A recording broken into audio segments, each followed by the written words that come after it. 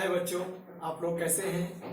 मैं उम्मीद करता हूं कि आप लोग बिल्कुल स्वस्थ होंगे और आपकी पढ़ाई लिखाई खूब बढ़िया से चल रही होगी और इसी तरह पढ़ते रहिए, मेहनत करते रहिए और अपने घर का, परिवार का, देश का नाम रोशन कीजिए और अच्छी जगह स्टैंडिंग बनाइए। इस वीडियो को स्टार्ट करने से पहले आप लोगों को एक चीज़ याद दिला दूं कि डिस्क्रिप्शन बॉक्स में मैं एक लिंक देता हूं। उस लिंक पर आप क्लिक करेंगे तो जो भी आज का लेक्चर है उसका पूरा नोट्स आपको इन राइटिंग सब कुछ PDF फॉर्म में मिल जाएगा। तो चलिए हम लोग चलते हैं, आज डिस्कस करेंगे ये सरफेस एरिया एंड वॉल्यूम, जो एक्सरसाइज 30 चैप्टर 13 और एक्सरसाइज 13.3 को हम लोग डिस्कस करेंगे, जो कोन की सरफेस एरिया पर बेस करता हुआ है। तो यह बहुत ही आसान एक्सरसाइज है। तो देखिए, ये सवाल को मैं कॉपी किया हूं और इनको कर भी दिया हूं, क्योंकि ये मैं चाहता हूं कि आप लोगों को कम से कम समय में अधिक से अधिक जानकारी दे सकूं, उसका लाभ आपको ज़्यादा से ज़्यादा मिले। लंबा वीडियो होने पे बच्चे भी उगने लगते हैं, तो इसलिए मैंने ऐसी व्यवस्था सोचा है। चलिए चलते हैं नेक्स्ट। अब क्वेश्चन नंबर 1 की तरफ। Diameter of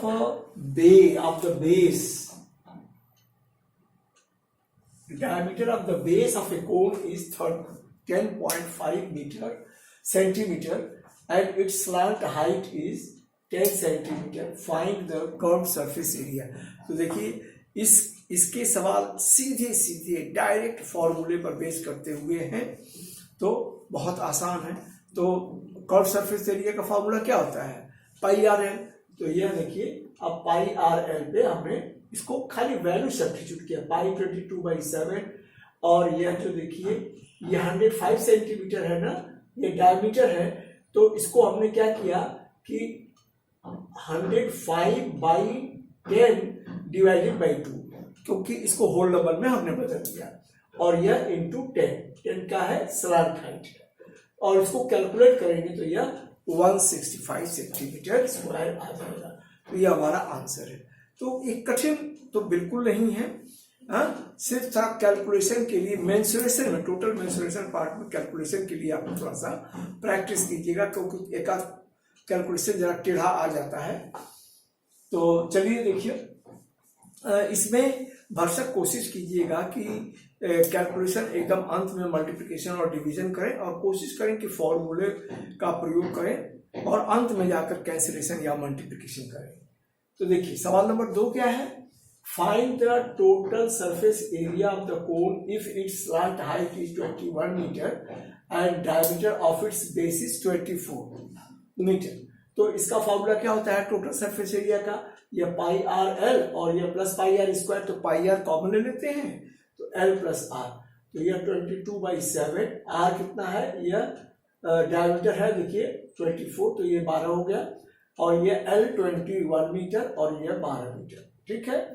और इसको हम लोग यह सिंपली कैलकुलेट करके कैलकुलेट करेंगे तो हमारा आ जाएगा 1244.57 मीटर स्क्वायर, ठीक है। तो यही देखिए, अब यह जो चीज है, जितना आसानी से मैं यहाँ पर आपको दिखा रहा हूँ, तो आपको यह मल्टीप्लाई करके डिवाइड करना पड़ेगा। यहाँ पर देखिए कैंसिल होने लायक कोई चीज है नहीं, तो इसको आप मल्टीप्लाई करेंगे फिर डिवाइड करेंगे, तो डेसिमल वाले पोर्शन में जा करके अब इतना लंबा 1 2 3 4 5 6 डिजिट तक डिवीजन आपको थोड़ा सा भारी पड़ सकता है, इसलिए थोड़ा सा अभ्यास कीजिएगा, ठीक हो जाएगा।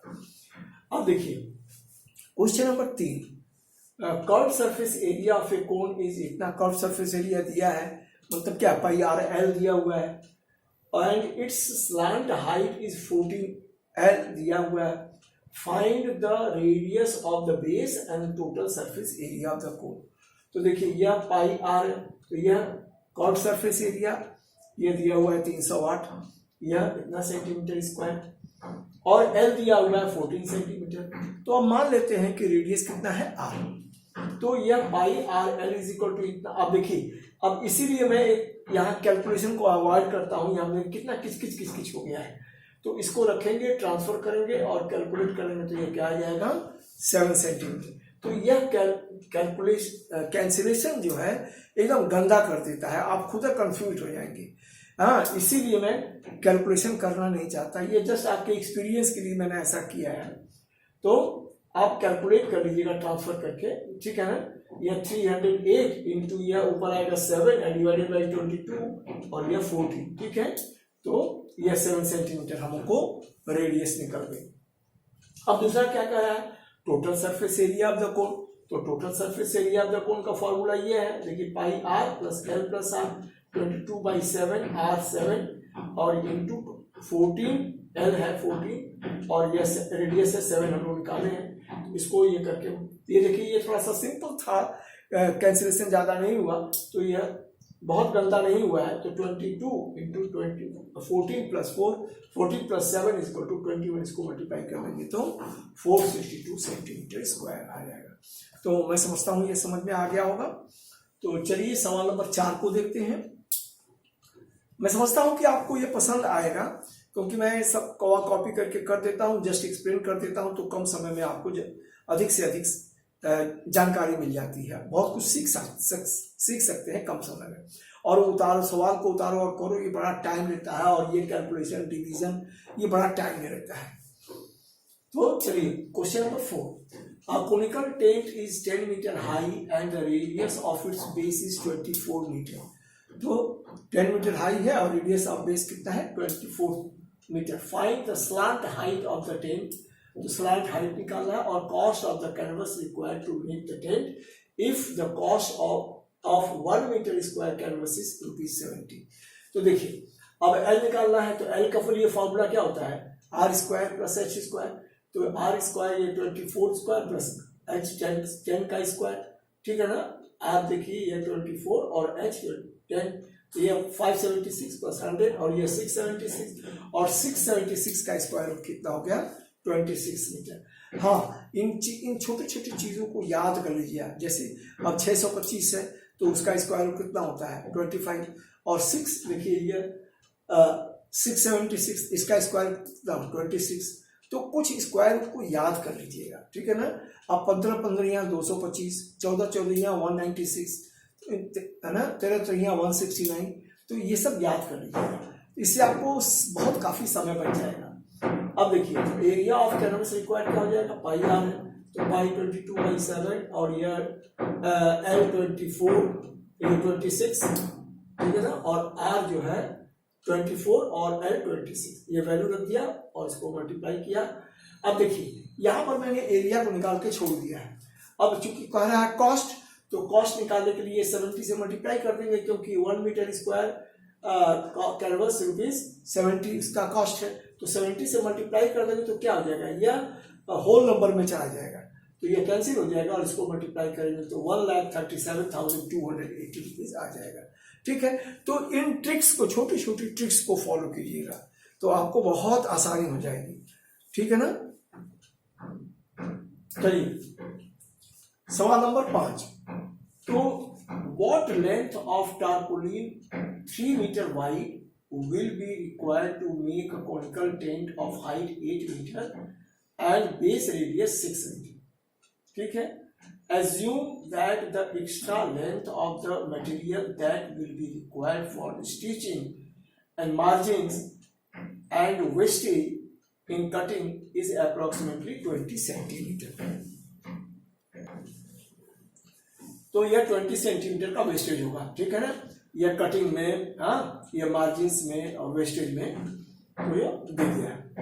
तो देखिए 20 सेंटीमीटर और use pi is equal to 3.14। तो यहाँ क्या है कि आपको पाई की वैल्यू दे दिया है, आप इसी को यूज करेंगे, 22/7 को यूज ना करें, नहीं तो उससे आपको दिक्कत ज्यादा बढ़ जाएगी।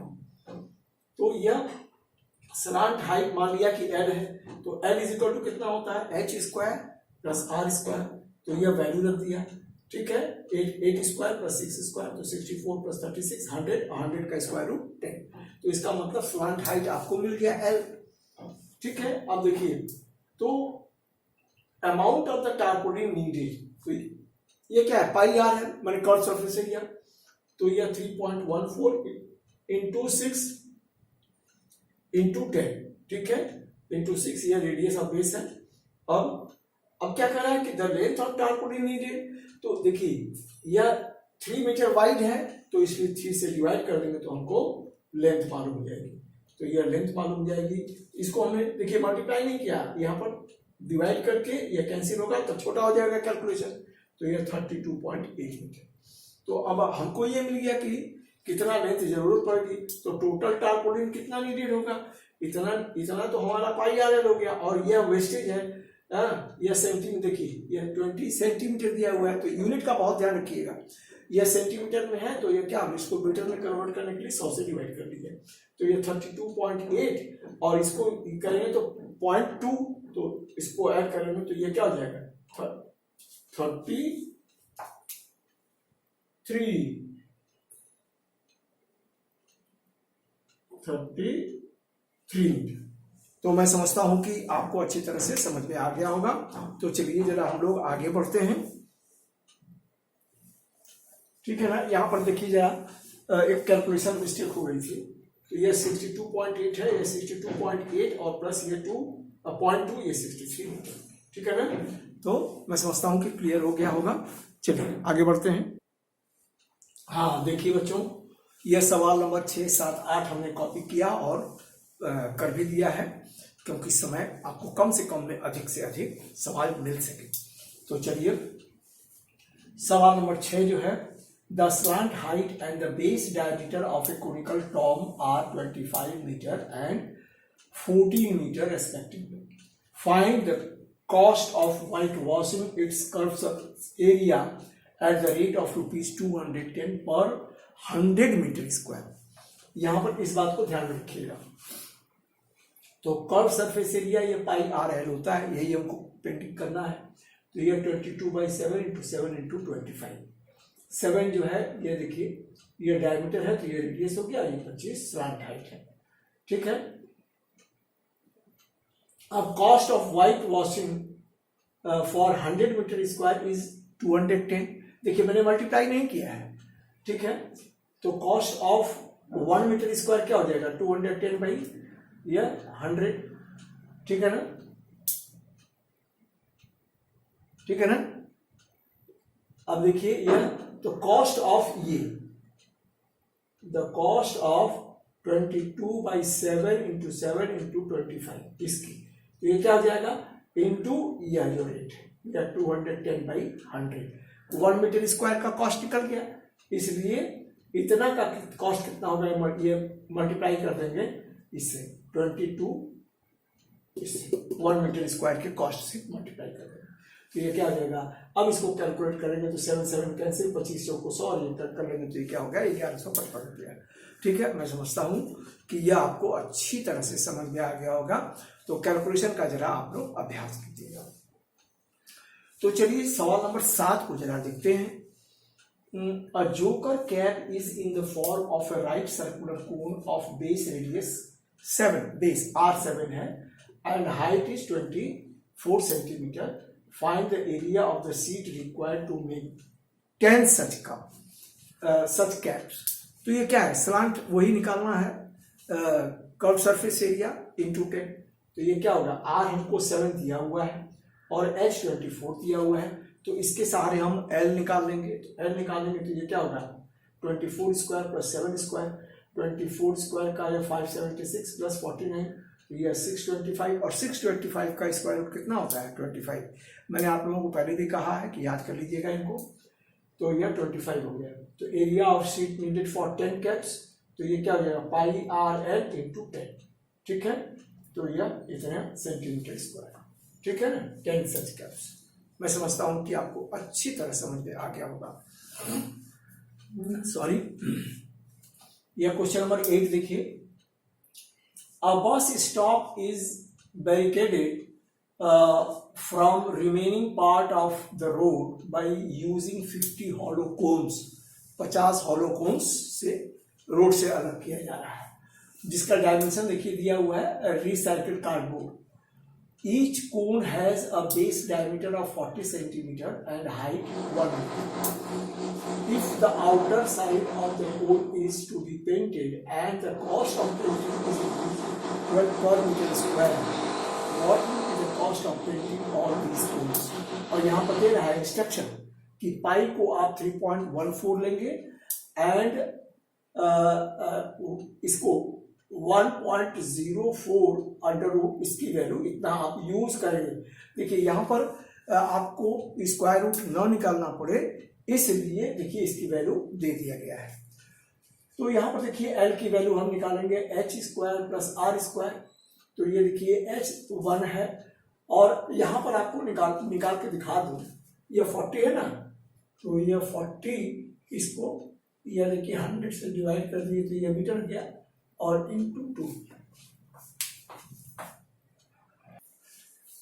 तो ये देखिए, तो यह 0 से यह चला गया और 2 दूनी 4 और यह 10 50, वहां इसको ऐसे देखिए 40 सेंटीमीटर है, तो इसको डिवाइडेड बाई 100 तो यह क्या हो जाएगा, यह हो गया मीटर। यह है देखिए डायमीटर, यह है कहाँ गया, डायमीटर इज 40 सेंटीमीटर, तो इसका आधा हो जाएगा यह रेडियस। तो यह देखिए 0 से 0 चला गया और 2 से 2 दूनी 4, तो यह 2/10, तो यह 0.2। तो ये देखिए इसी को हमने यूज किया है, ठीक है ना, 2/10। और ये अब इसको ये देखिए 1.04 यहाँ पर दिया है, इसकी वैल्यू 1.0, तो एल की वैल्यू हमको निकाल देगा। तो एरिया टू बी पेंटेड वही पाई आर एल, तो यह पाई, यह आर, यह एल, और कितना है 50 ये है, 50 hollow cones. Area to be painted for 50 cones, ठीक है, तो ये हो जाएगा 50 से मल्टीप्लाई कर दिया गया। अब इसका खर्चा कितना आएगा, तो ये 3.14 इंटू 0.2 इंटू 1.02 इंटू 50 इंटू 12। अब एक ही बार इसको मल्टीप्लाई करेंगे तो इसके ये आपको क्या मिल जाएगा 384.34। तो मैं बार बार कहता हूं कि मेरे बच्चों कि आप लोग कैलकुलेशन जो है ना लास्ट में क्या कीजिएगा, step by step, her step पे मल्टीप्लाई करना और डिवाइड करना ऐसा मत कीजिएगा। ऐसे करने से आपका समय भी काफी लगेगा और गलती होने की संभावना बहुत बढ़ जाएगी। और इस तरीके से करेंगे तो इससे बहुत आसान हो जाता है और समय काफी बच जाता है और कैलकुलेशन का समय बचता है और कैलकुलेशन में गलती की संभावनाएं कम हो जाती है। तो आप लोग मैं उम्मीद करता हूं कि आप लोग इस नियम का पालन करेंगे।